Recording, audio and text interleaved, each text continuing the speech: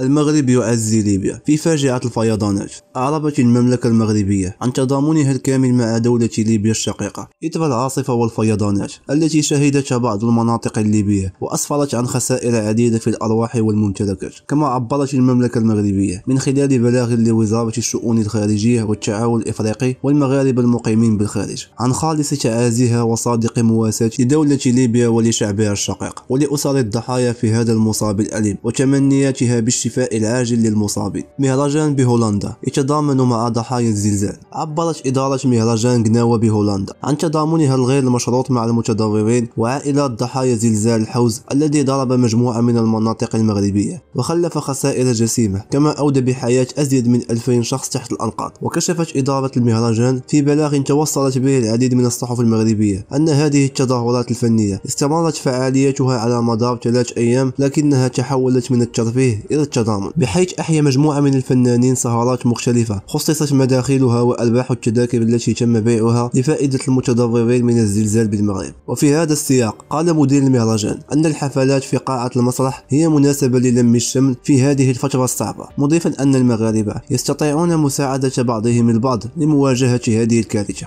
وفي خبر آخر، مصر تعلن الحداد تضامنا مع المغرب وليبيا. أعلنت مصر اليوم الثلاثاء الحداد 3 أيام تضامنا مع ضحايا الكارثة الإنسانية الناتجة عن الزلزال والإعصار في المغرب وليبيا. وقال المتحدث الرسمي باسم الرئاسة المصرية أحمد فهمي في بيان نشره عبر صفحة الرئاسة بموقع فيسبوك اليوم يتقدم الرئيس عبد الفتاح السيسي بخالص التعازي باسمه واسم الشعب المصري في ضحايا الكارثة الإنسانية في المغرب وليبيا. وقال أنه تم إعلان حداد 3 أيام في مصر تضامنا مع الأشقاء في المغرب وليبيا وفي ضحايا الكارثة الإنسانية الناتجة عن الزلزال في المغرب والإعصار في ليبيا.